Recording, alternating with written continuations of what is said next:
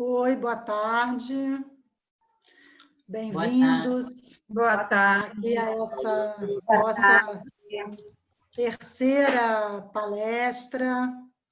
Hoje a gente vai contar um pouco como foi a nossa experiência em Sarná e no Cine, que é o Sarná Nyingma Institute, lá em Sarná, né? E eu não fui dessa vez nessa viagem, eu já tinha ido duas vezes, e aí quem foi foi Carla, Clara, Silvia e a Jane, que elas vão contar um pouquinho aqui como foi essa experiência, e Clara hoje é que vai apresentar aqui o nosso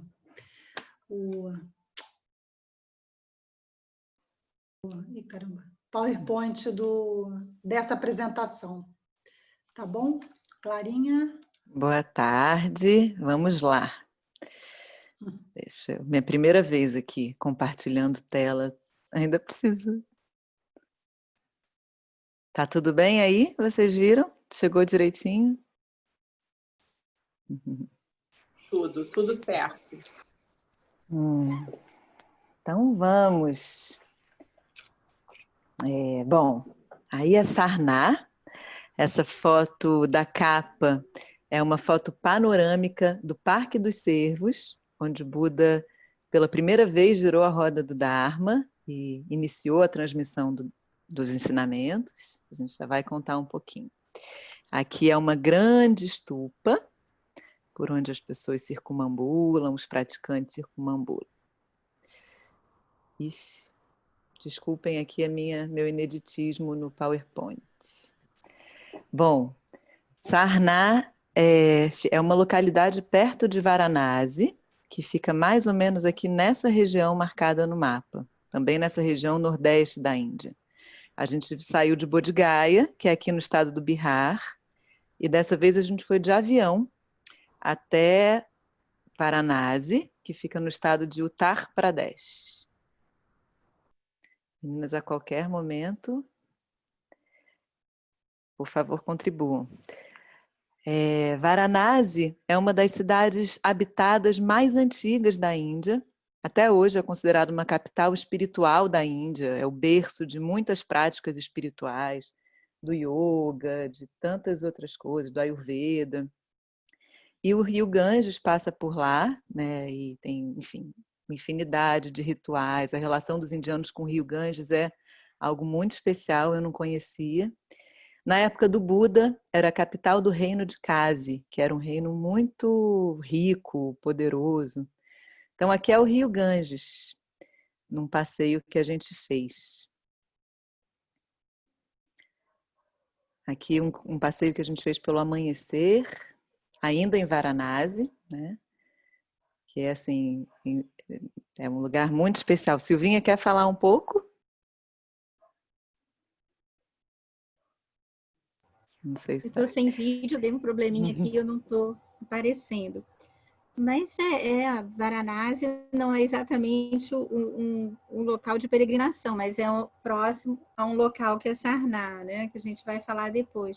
Mas é muito emocionante você imaginar que você está visitando um lugar que é uma das primeiras cidades habitadas do mundo, né? Então, é muito interessante. E toda essa arquitetura, e a gente vendo da onde a gente está, né? Do barco, olhando para a margem do rio, e o nosso guia ia contando. Então, tem espaços, por exemplo, que há pessoas que tomam banho, né? Ali se banham no rio. Então, tem uma parte que é para homens, tem uma parte que é para mulheres, tem uma parte que é dedicada ao crematório, né? Eles têm uma relação muito forte com morrer e ser cremado em Sarná. É como se tivesse vamos dizer assim, uma entrada auspiciosa do mundo espiritual, né, um renascimento, agora me fugiu, mas é uma aspiração muito grande do povo indiano poder ser cremado.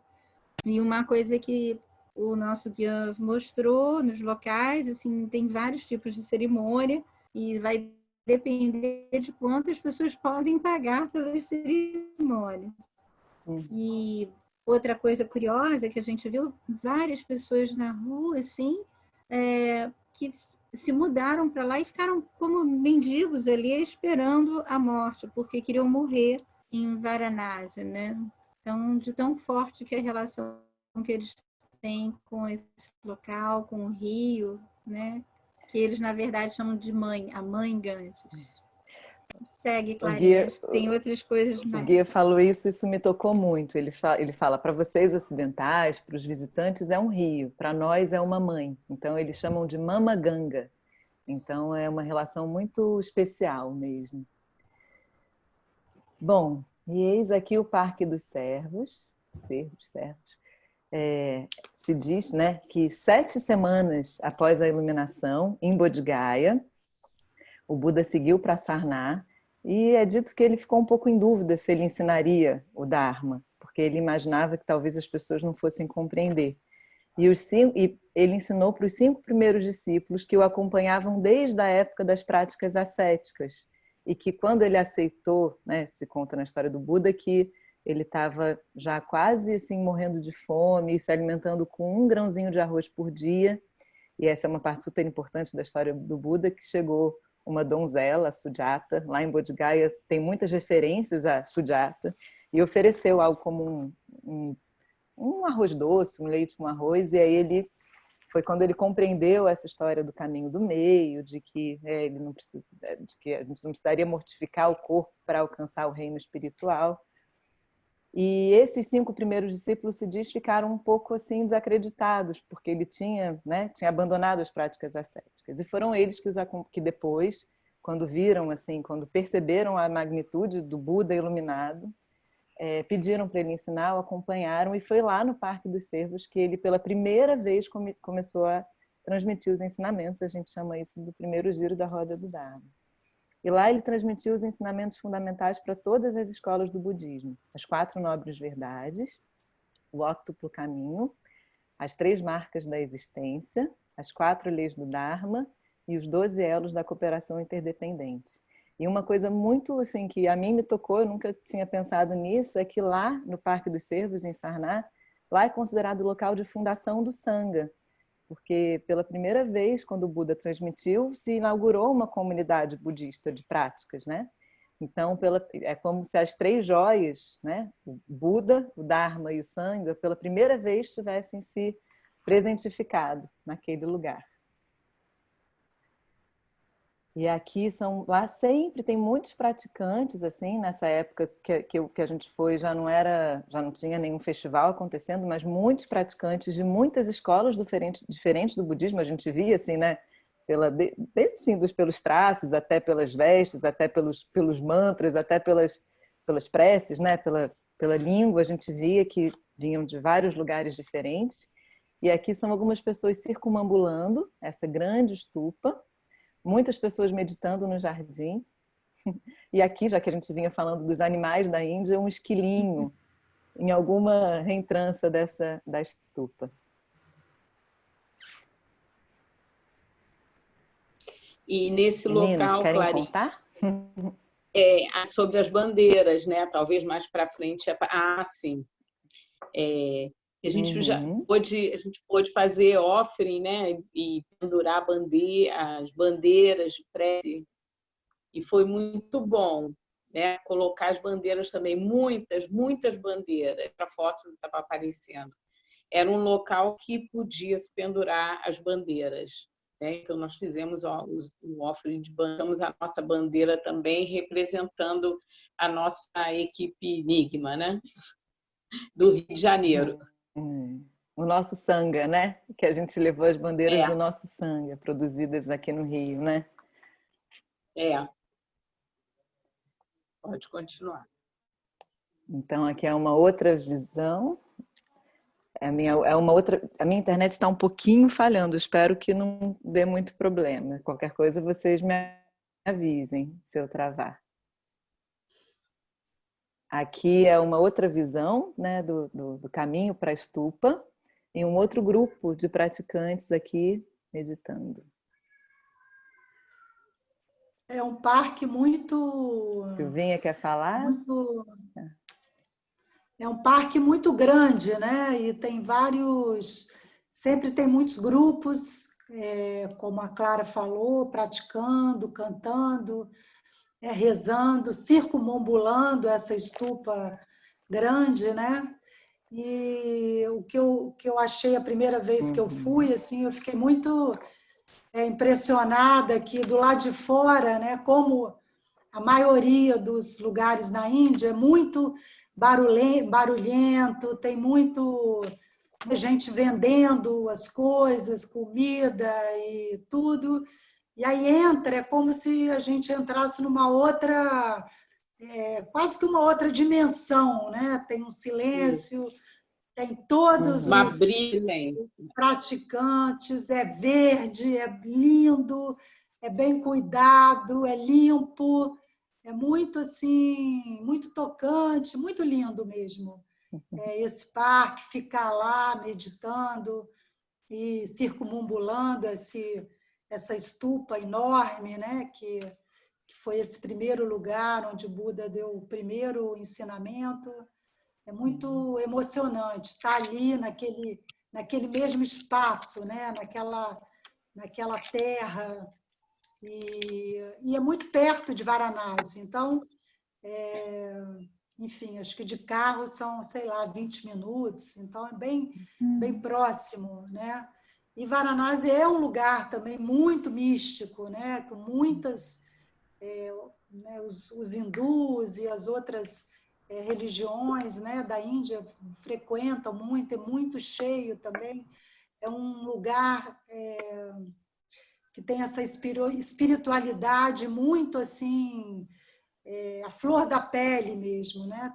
Em Varanasi, em Sarnar, também tem, mas dentro desse parque eu senti muita conexão, muito silêncio, um lugar muito especial.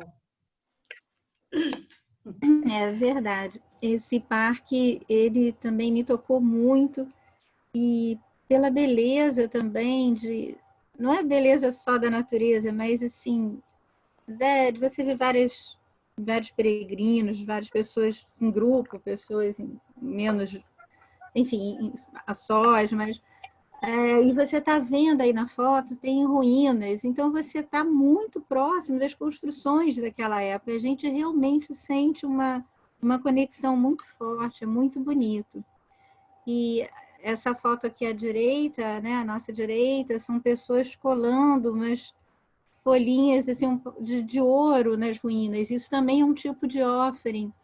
E seguindo essa linha, né, de que a gente estava indo fazendo os offerings, nós levamos várias coisas. A gente colocou as bandeiras, como a Carlinha falou, e em alguns lugares a gente podia pôr as bandeiras, em outros a gente podia pôr incensos, em outros a gente podia pôr velas. Então, esse local aqui à esquerda, que vocês estão vendo, a gente fez um offering também de velas. Nós levamos algumas florzinhas de lótus, velas em forma de flor de lótus, que é da nossa sanga também, que é do Lingma Rio.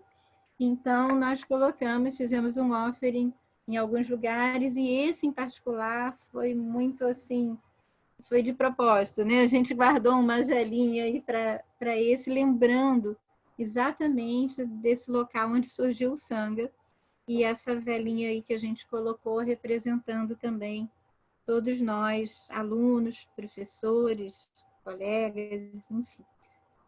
Então, foi um momento muito lindo aí para todos. E lembrando que assim, a gente falou semana passada, né, que a Flavinha falou lá em Rasguir, do folhadinho a ouro, né, que isso que deixava as nossas testas douradas. Aqui dá para ver direitinho a moça colocando. Né?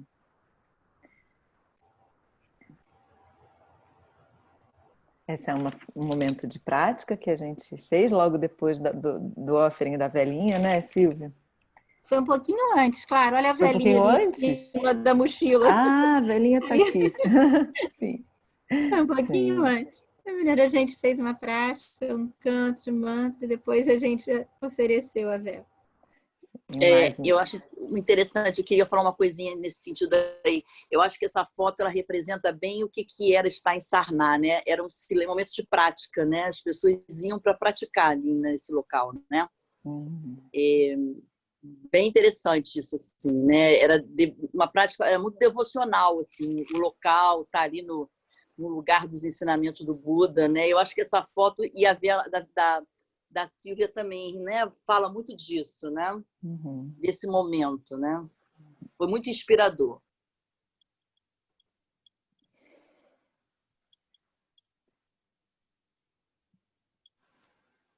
Esses são os pilares de Ashoka, que Ashoka foi um rei que viveu aqui no século do ano mais ou menos 200 e... Ixi, eu esqueci o ano certinho. De 304 antes de Cristo a 232 antes de Cristo, que foi um grande entusiasta do budismo. Então ele tem uma importância grande na história do budismo, de revitalização dos lugares sagrados, de trabalhar pela inserção do budismo na cultura.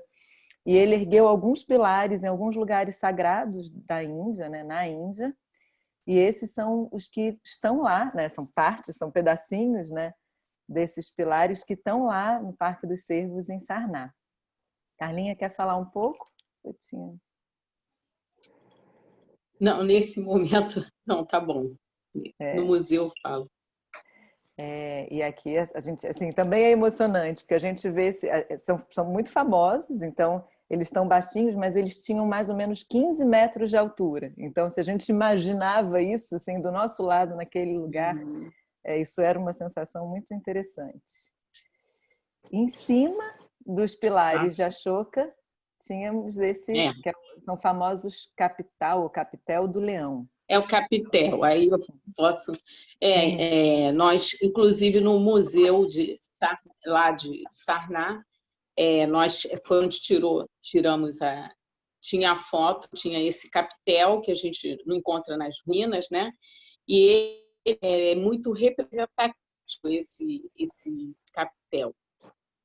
Todo em bonito e polido e bem trabalhado, os leões de boca aberta na transmissão, representando a transmissão da Dharma, e o próprio nas 4 direções, e os leões representando o Buda, né? Transmitindo o Dharma. Você vê embaixo dos leões a representação da roda da vida, do Dharma, desculpa. E na bandeira da Índia, né, você vê também representação, né? Então, os pilares tinham essa representação, e é muito marcante, porque você vê esse símbolo em vários lugares na Índia, né? Como foi forte, num certo momento, esses leões, esse capitel com leões de arenito polido, né? Principalmente na época do imperador, do Ashoka, e até hoje ele perpetua. O museu teve uma coisa muito interessante, nós não podíamos fotografar, mas o guia, nós percebemos que estavam faltando... você tem até faltando partes, né?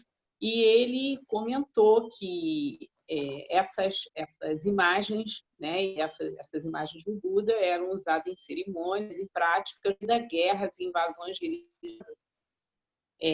Elas foram danificadas para poder ter esse valor devocional, né? E uma coisa que me remeteu, assim, que parece ser tão longe, mas que em 2015 isso aconteceu em Mabian, né? Quando os talibãs mandaram destruir justamente o rosto dos Budas de Mabian, né? Então, a gente uma coisa que me remeteu a 2015, tão próximo da gente. E aí a gente via as imagens do nariz, faltando corpo cortado, aí mão, e era para perder esse sentido devocional, que aí as pessoas não iam fazer práticas em frente a imagens danificadas, né? Então foi uma parte que marcou, né, para mim, foi muito representativa. E o Museu de Sarná fica quase em frente ao Parque dos Cervos e tem, assim, um acervo de né, de muitas imagens assim sagradas, de Buda, de Bodhisattva. É um lugar muito interessante assim para quem gosta dessa parte, é muito rico. E uma coisa que eu lembrei que também tem um acervo, esse é o acervo budista, mas eles também têm um grande acervo hindu, né? Uhum. E sobre o capitel do Leão, o Leão, como a Carlinha falou, né, o Buda era do clã do Shakya, né? Buda Shakyamuni. Shakya quer dizer leão. Então, daí a importância também dos leões anunciando o Dharma, né? Obrigada, Clarinha. Bom, agora vamos falar do Cine. Vanessa, quer começar?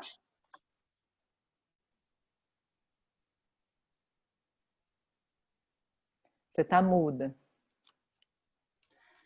O Cine é um instituto Nyingma, né, que foi fundado em 2013, e a proposta do Cine é ser uma ponte, né, entre o Ocidente e o Oriente. Ele tem alguns projetos importantes que eu vou falar aqui um pouquinho. Eu estava na dúvida de alguns números, de algumas coisas, e eu, enfim, acabei falando ontem com a Tserin, que é a diretora desse instituto, que é a filha mais nova do Rinpoche, e aí ela me deu notícias muito frescas aqui do Cine e desses projetos lá, especialmente agora que, né, estão fechados e os programas estão meio parados por enquanto. Bom, eu vou falando, aí se você quiser mudar tá, Clara? O programa inicial que eles tiveram, logo que inauguraram, que foi uma ideia do Rinpoche, era ensinar inglês com propósito, né, com o objetivo de ensinar o Dharma. Então, foram convidados e ainda são convidados monges e khenpos, que são professores, para fazer um programa lá. Eles ficam residentes durante um período, que são mais ou menos 3 anos, e eles têm 3 níveis, cada ano é um nível, né, de inglês, vamos dizer assim, como se fosse básico, intermediário e avançado. E a ideia era que esses monges e esses khenpos ficassem aptos a poder ensinar o Dharma, não só lá, mas em outros locais, como os próprios Estados Unidos ou na Europa. Esse programa agora ainda tem, ela falou que tem ainda cerca de 17 monges desse programa lá, que continuaram lá nesse período, e que aí eles estão pensando uma forma de fazer também esse programa que seja online, né? Um outro programa que aconteceu um pouco depois disso, que começou em 2016, quer dizer, esse programa começou em 2014, na verdade, porque o Cine foi inaugurado em 2013, em 2014 começou esse programa do inglês, né? E aí, em janeiro de 2016, começou um programa que é um programa das 4 nobres verdades, que um grupo de pessoas, alunos do nosso Sangha, geralmente, vão para lá, para o Cine, ficam alguns dias no Cine, recebendo ensinamentos desses próprios monges que estão lá estudando inglês. E eles também, depois de ficar 5, 6 dias no Cine, estudando e indo lá no Parque dos Servos, também praticando lá, feita uma viagem, né, de peregrinação até Bodh Gaya. Esse programa acontece mais ou menos na mesma época da cerimônia pela paz mundial em Bodh Gaya. Então, eles vão até Bodh Gaya, ficam lá 5 dias aproximadamente. Durante esse período que eles ficam lá, eles têm um lugar especial, né, que nós vimos lá, eles têm uma tenda, e que eles têm as preces que eles cantam em sânscrito e outras programações. Então, eles têm um programa um pouco diferente do programa que nós fizemos enquanto a gente estava lá. E aí, depois, eles retornam para o Cine. Esse programa ao todo dura uns 14 dias, retornam ao Cine e depois voltam para os seus locais, né, da casa. Então, ela falou que em cada ano tem entre 10 a 15 pessoas que participam, que têm participado desse programa, né, das 4 9 verdades. E que também, o ano que vem, ela está pensando uma outra maneira de talvez ser feito como se fosse um retiro com esses monges que são residentes no Cine e que possam dar esses ensinamentos também online, porque a gente não sabe como vai ficar, né? Um outro programa é um programa de tibetano. Esse programa, sim, voltado para nós ocidentais. Inclusive, agora, o programa, na verdade, ia ser presencial, né, a partir de setembro, 6 semanas lá no Cine, e agora passou também para um formato online, com a Francisca, que é uma suíça, que tem um método também super, parece que é um método super revolucionário para aprender tibetano de uma forma mais rápida e mais simples.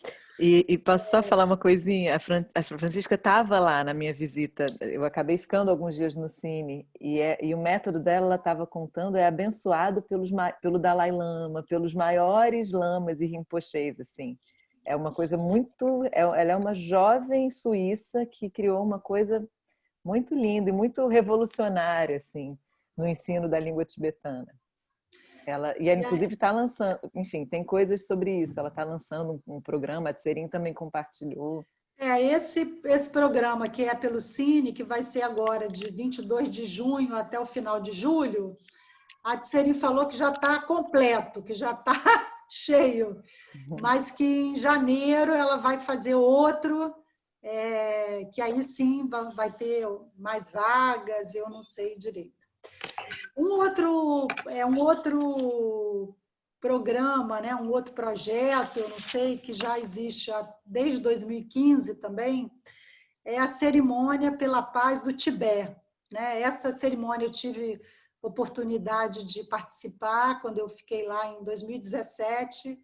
Eu fiquei quase uma semana lá no Cine, e essa cerimônia acontece durante 5 dias, depois da cerimônia de Bodh Gaya, mais ou menos no período que nós celebramos Longchenpa, no período do Longchenpa.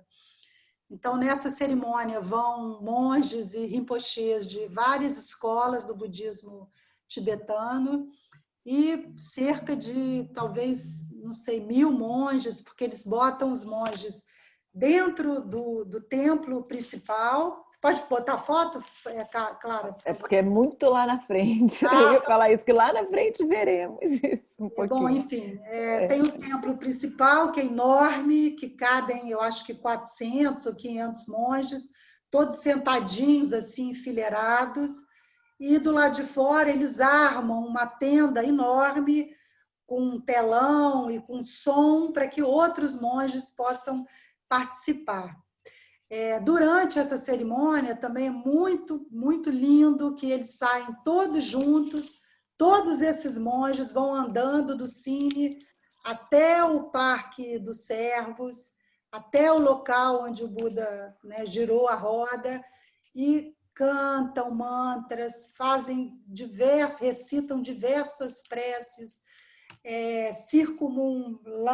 circumambulam lá a estupa, e tem como se fosse também aquela procissão com aqueles banners que a gente viu em Bodh Gaya também. E durante, vamos supor, uns 3 dias desses 5, eles fazem isso, eles vão até lá, cantam, é muito lindo, muito, muito emocionante. E também é feito no último dia aquela procissão das velas, que também a gente viu lá em Bodhgaya, só que é feito só dentro da área lá do Cine. E o último projeto aqui que eu vou falar, que é um projeto que começou, na verdade, de um desejo muito grande do Rinpoche há muitos anos, e que ano passado ele começou a tomar formato e por iniciativa da Tserin e com apoio total do Rinpoche, que é a criação de uma enciclopédia global do Kanjur. Essa enciclopédia ela falou que foi como se fosse abençoada, né, pelos maiores lamas e Rinpoche de todas as escolas do budismo tibetano. Todas as outras escolas, Gelupa, Kagyu, Shakya, todas elas estão ajudando a esse projeto. Esse projeto é para reunir todas as versões do Kanjur, que são as palavras do Buda, que existem diversas versões com pequenas, vamos dizer, variações, né? E esses textos, eles vão ser como se fosse vai ter como se fosse um pequeno resumo de cada parte dessa, de cada versão dessa. E é um trabalho muito grande. No momento, ela falou que tem cerca de 40 pessoas que estão trabalhando nesse projeto, e que deve ficar em torno de 7 a 9 volumes, que vai ser como se fosse só um resumo mesmo dessas versões, desses ensinamentos, e que a ideia dela é que depois isso seja traduzido, né, para o inglês, para o chinês e para o hindu, que é para quem, né, eles estão pensando em traduzir a princípio. Então, esses são os projetos E ela pediu também para agradecer e dizer que os monges que estão lá, que continuam morando no Cine, estão rezando por todos nós. Ela pediu para eu dizer isso para todos vocês aqui, todos nós, que eles ainda estão rezando todos os dias para todos nós. Uma coisa que na época, né, Vanessa, chamou a nossa atenção, assim, eu achei super lindo que nesse projeto da enciclopédia, todo mundo que está trabalhando está assim, tá muito engajado, né? Os monges e os Khenpos reconhecem isso como uma grande contribuição. E eles estavam, pelo menos em janeiro, muito à frente do prazo. Lembra que eu fiquei tocada com isso, assim, tinha como se fosse um calendário lá, eles estavam muito à frente do prazo. Bom, Vanessa já falou bastante disso, mas assim, lendo um pouquinho o material do Cine, lembrando, o Cine tem uma missão quádrupla, que eles falam, né, que tem a ver com essas pontes, que uma é sustentar as raízes do Dharma, promover o estudo das línguas budistas clássicas, então Pali, né, enfim, as línguas budistas clássicas, tibetano, potencializar a transmissão do Dharma e promover colaborações interdisciplinares. Então, eles têm esse slogan, que é construindo pontes de bondade. Então, é isso, é como se fosse um centro de intercâmbio, num certo sentido, em que os ocidentais aprendem, né, com toda a tradição oriental, budista, e os orientais, né, os lamas, os monges, aprendem inglês e o melhor da cultura ocidental também. Então, eles têm assim, coisas que são muito interessantes, além dos programas que a Vanessa falou.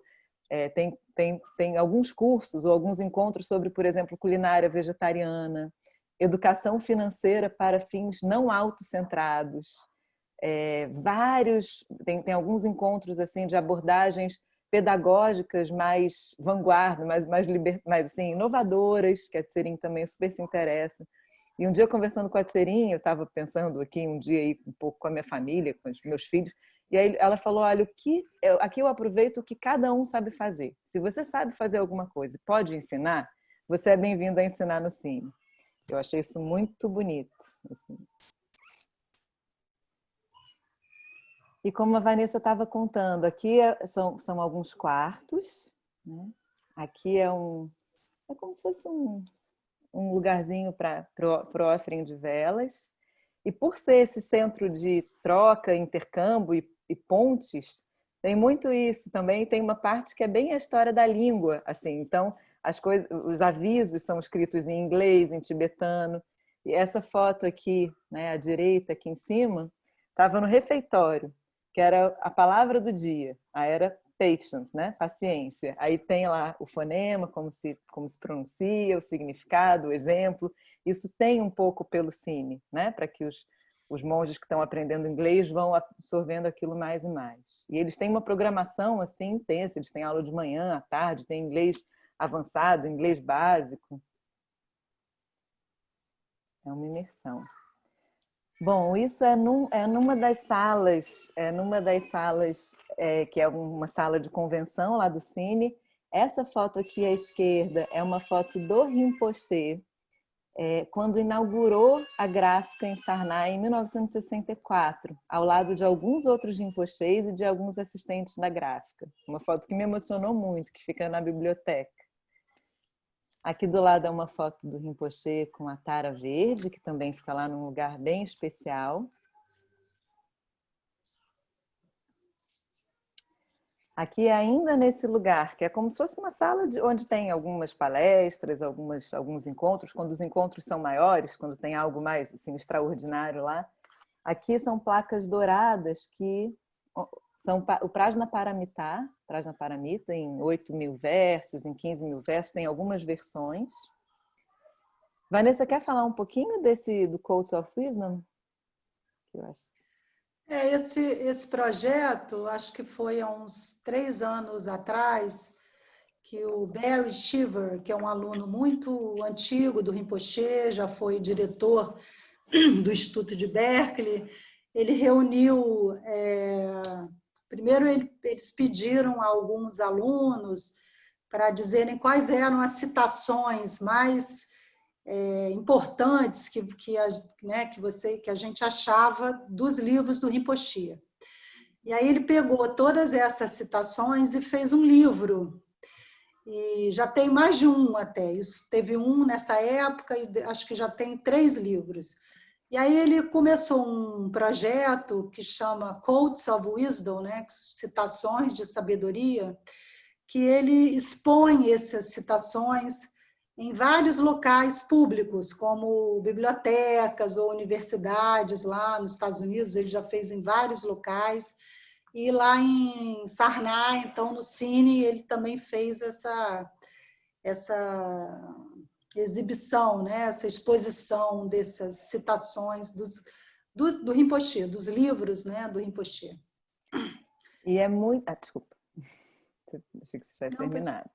E é muito emocionante, assim, porque isso está pelo centro inteiro. Então, ao redor do templo, que vocês vão ver já já, pelas salas. Então, está naquele lugar que é tão especial. O Cine tem uma atmosfera muito especial, assim, de muita prática, de muita profundidade, de muita paz. Então, está naquele lugar, como um pouco a gente sente bastante no nosso centro do Nyingma do Rio, lá é um tanto parecido. Então, está lá lendo essas frases tão significativas, tão inspiradas, tão especiais do nosso professor. Para mim foi uma experiência muito interessante. Eu acho que eu passei umas 2 tardes assim, caminhando pelo Cine e lendo essas citações. Por isso que eu coloquei aqui. Essa é a biblioteca. São muitas e muitas estantes como essa. Nessa biblioteca estão 7 conjuntos de todos os textos já impressos e distribuídos na Cerimônia pela Paz, em Bodh Gaya. Então, a Vanessa explicou que cada grande, como é que eu falo isso? Remessa, assim, produção, Alguns são guardados, alguns volumes, alguns exemplares são guardados e vão para e ficam na biblioteca. Quando a gente foi lá, a Tserin falou muito que o Rinpoche, assim, não se cansa de expressar isso, que todos os esforços, a energia, que tudo isso é possível apenas com a contribuição de todos os alunos, né, dos centros, de todos os centros de todo o mundo. Então, que a nossa energia está lá, que a nossa prática está lá, materializada por esse trabalho. Lindo. E isso, aqui é um videozinho da decoração da biblioteca, né? É isso na nossa visita, depois se as meninas quiserem falar um pouquinho, porque foi tão especial, já a gente também vai falar do templo. A Tserin é uma figura que para mim foi um enorme prazer conhecê-la, foi um encontro muito significativo.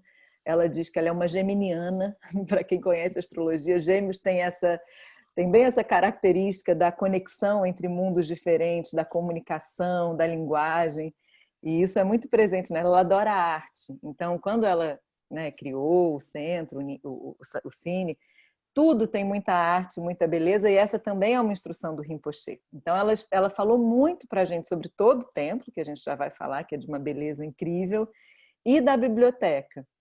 Então, eu vou passar um videozinho que dura menos de 1 minuto e depois eu vou explicar as coisas que eu acho que são muito bonitas. Aqui é a entrada da biblioteca.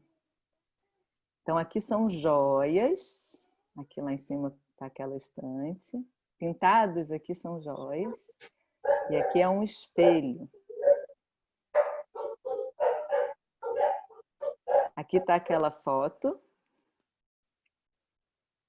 E aqui está o quadro, o calendário lá, a programação desse novo projeto.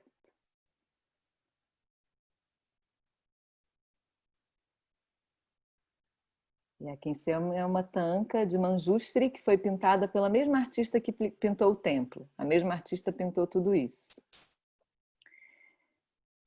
E o que ela conta é que no comecinho deu para ver essas joias, né? Aqui ela quis pintar joias aqui na parede, que o conhecimento dentro desses ensinamentos é considerado uma joia. E aí ela quis deixar bastante espaço, né? Ela quis que fosse uma pintura bem aberta, com bastante espaço, que isso representaria a clareza, o espaço na mente.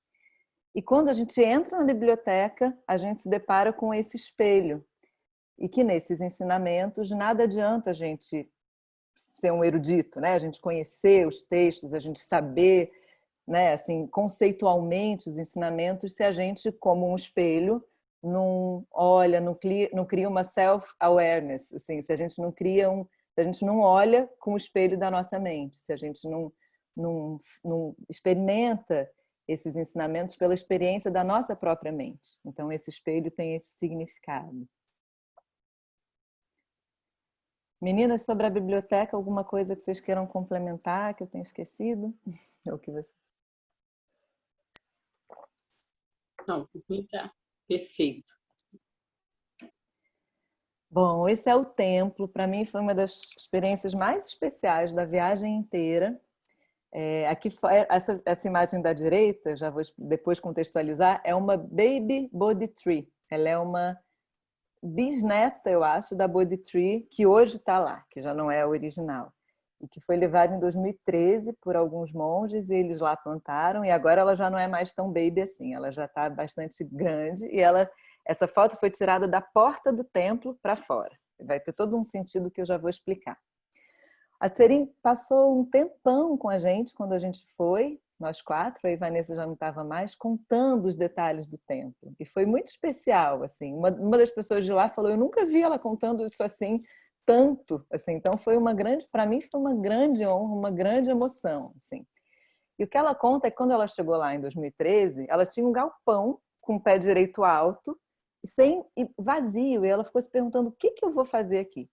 E ela disse que o Rinpoche deu poucas instruções, mas ele deu uma. Ele disse que tudo que ela ia fazer lá tinha que ter muito feeling, muita emoção.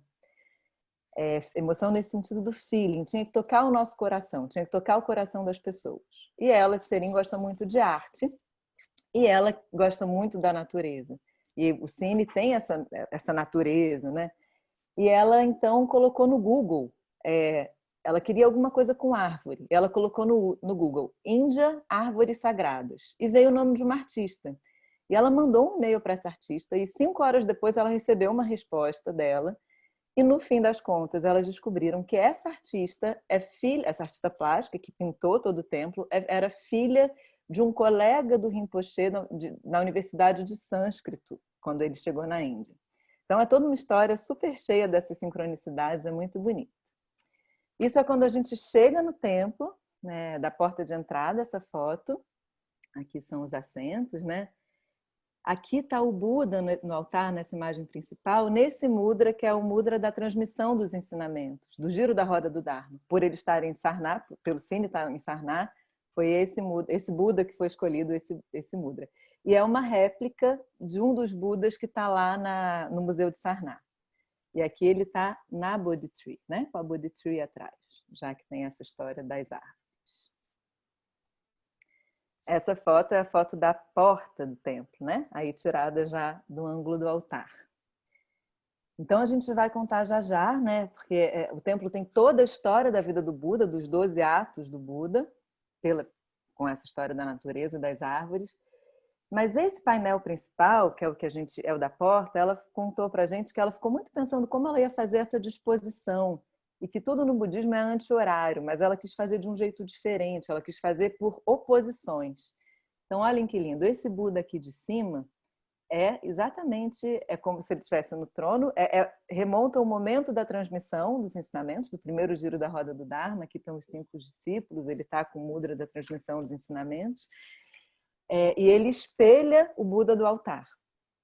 Aqui à direita, na direita superior, é o nascimento do Buda.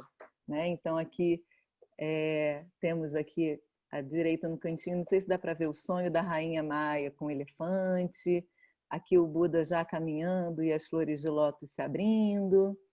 Então aqui ela quis representar o nascimento do Siddhartha Gautama, né? Na vida material, na matéria, e aqui ao lado é a iluminação do Buda. Então ela quis que aqui em cima fosse o nascimento, né, terreno do Buda, e aqui o nascimento como um Buda. Aqui embaixo, na direita inferior, não sei se daí dá para enxergar bem, mas aqui é o Siddhartha Gautama no palácio, e quando ele sai do palácio para iniciar sua jornada espiritual. Então aqui seria o fim do ciclo da vida do Siddhartha na vida ordinária, o início da jornada espiritual. E aqui à esquerda é o parinirvana do Buda, seria o fim do ciclo da vida dele na matéria.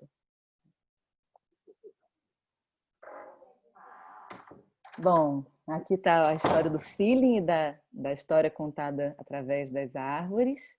Essa imagem é o Siddhartha no palácio, e eu adorei quando ela contou isso pra gente, assim, quando a gente olha esse guarda-sol, essas franjinhas do guarda-sol, dá pra gente sentir o ventinho. E ela conta isso dizendo, isso é para dizer, para alertar a gente que no samsara, quando a gente está num lugar bonito, cercado de luxo, de beleza, de belas mulheres, né?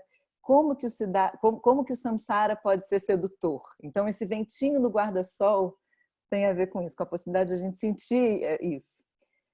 Bom, o templo todo tem essas janelas abertas em que realmente, assim, isso ela falou muito, né? A ideia é que não se tenha separação entre o dentro e o fora. Então, tudo no templo é muito cheio de significados. Essa não separação, não distinção entre o dentro e o fora, entre o que a gente vê nas paredes do templo e vê fora do templo, também tem esse propósito. E aqui começamos a história através das árvores. Quando o Buda começa o percurso dele, temos a bananeira. E ela disse que ela escolheu a bananeira porque a bananeira por dentro é oca. Então isso significaria a existência, né? A matéria como não tendo uma existência intrínseca, né? A própria ideia da insubstancialidade.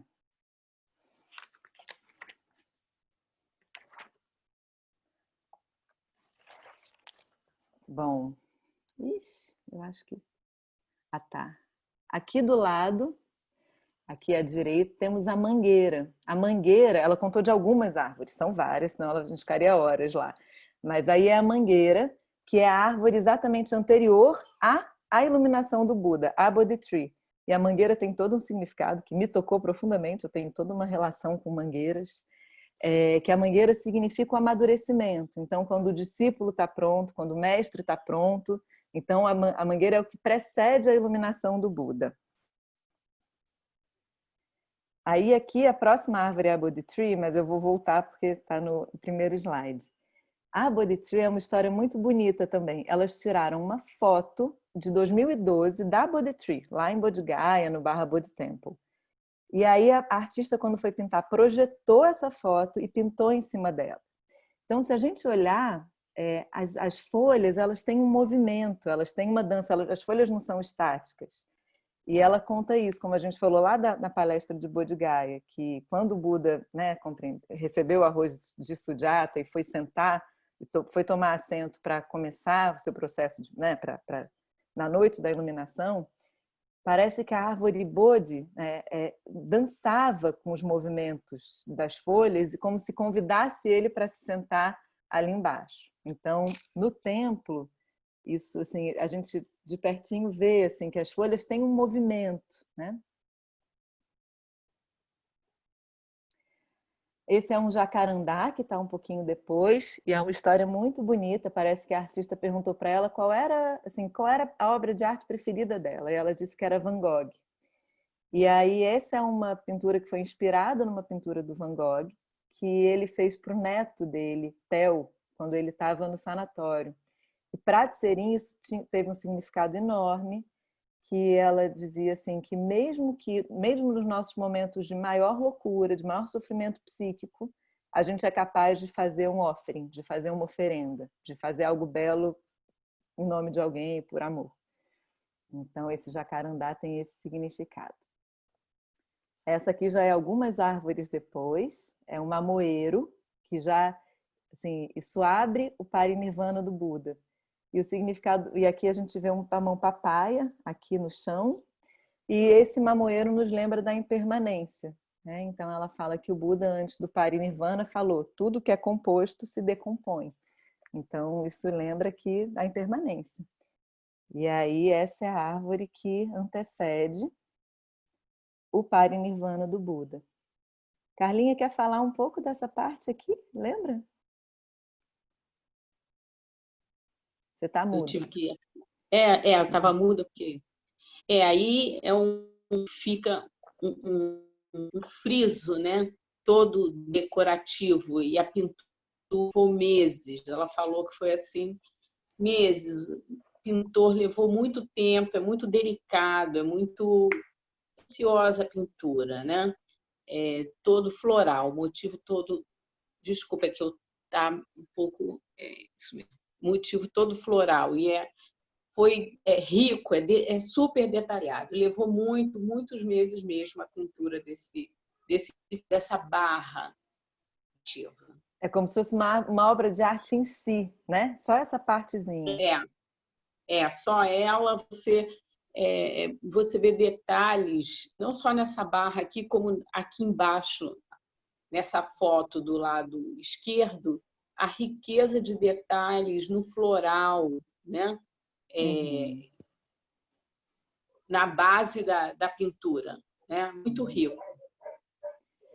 E aqui em cima é a pintura da iluminação do Buda. É muito lindo, assim, você vê os corpos como são pintados, a expressão. É uma obra de arte, assim. Eu fiquei muito tocada por esse templo. As mulheres, o gestual das mulheres, o gestual desse guerreiro de Maia, né? Aqui foram as tentações que Mara, o senhor das ilusões, enviou para o Buda e ele transformava isso em flores. É muito lindo.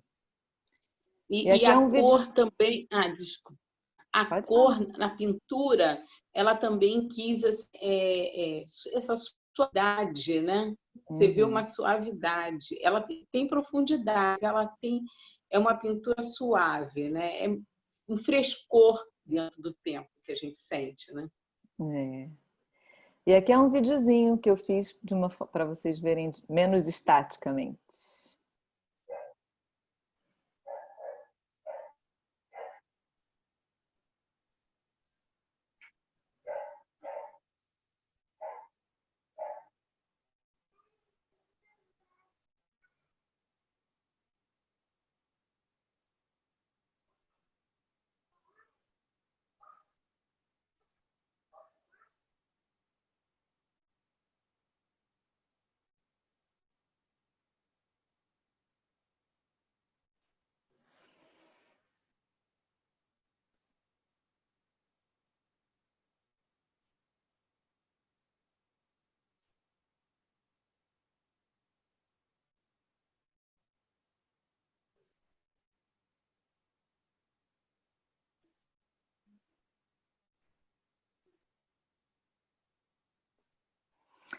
Como a Vanessa falou, essa é uma foto do templo, bem, bem ocupado, durante a cerimônia pela paz, né?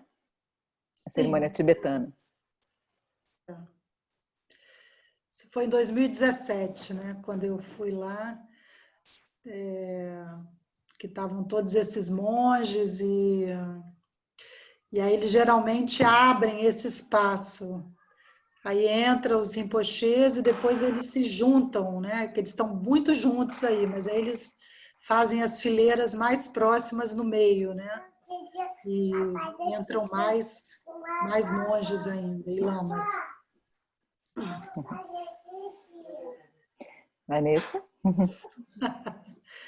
Bom, esse é um videozinho, eu fui a primeira vez lá no Cine em 2007, na verdade no terreno que seria o que é o Cine hoje. O Rinpoche tinha comprado esse terreno e nós fomos lá visitar. Na época tinha só o muro, e aí eu fiz esse videozinho, e que eu vou passar aqui, mostrar para vocês aqui. Pode passar, não está... Peraí, desculpa. Ai, meu Deus.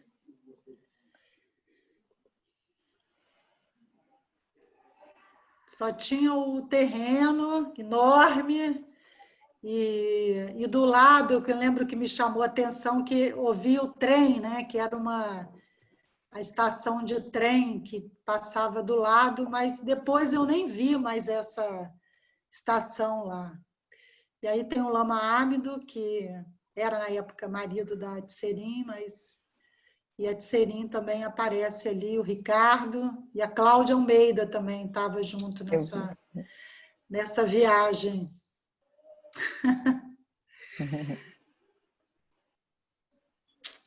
Isso, 2007, realmente, bastante tempo.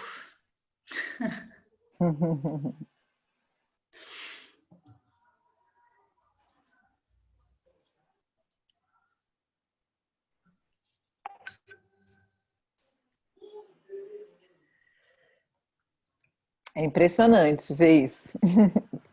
E tudo começou aí, né? Em tão pouco tempo, tanta coisa, né? Muita realização, né? Muita mesmo. Muita realização. Isso foi no último dia que eu estava lá, que exatamente o Instituto estava se preparando para receber a cerimônia tibetana, e a Tserin pediu para eu fazer esse trabalho. Eu fiquei muito honrada, que ela queria transformar essa árvore, que é uma árvore importante no centro. Se vocês virem aqui embaixo, na base dela, ela fala que a construção dos tijolos tem a ver com mandala. É como se fosse uma gota de água uma gotinha num lago que vai reverberando assim. Então ela essa árvore é considerada essa gota de vida nesse centro. E tem toda uma história bonita sobre isso, mas essa árvore é importante lá. E ela queria transformar essa árvore numa Cintamani Tree, que é a árvore realizadora dos desejos. Então ela pediu para eu fazer isso. Aqui é tipo um colar de flores, que é algo bem típico da Índia. Então que eu deveria pendurar uma em cada galho e botar uma rosinha na ponta. Foi muito lindo. E aqui foi quando, né, eu fiquei alguns dias a mais do que as meninas, porque elas já tinham ido para a viagem que semana que vem elas vão apresentar. E foi na hora que eu fui embora, super honrada aí. Acho que é isso. Meninas, mais alguma coisa?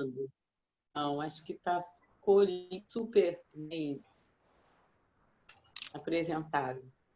Revendo, né, da maior saudade. Uma vontade enorme de um dia a gente estar lá fazendo um curso. Pode parar de compartilhar, Clara. Aí.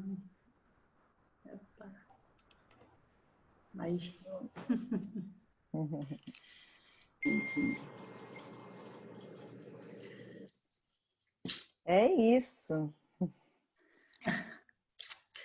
Obrigada. Foi ótimo, foi muito bom ter revisto todo esse caminho aí, muito lindo, muito bom. Bom, então é isso, gente. Obrigada. Até semana que vem. Semana que Obrigada. vem tem mais Lumbini, Kushinagar, tá bom? E bom final de domingo. E daqui a pouco nós temos o canto. E obrigada aí pela presença, pela participação de todo mundo. Obrigada. Tchau, tchau. Tchau, tchau. Gente, tchau.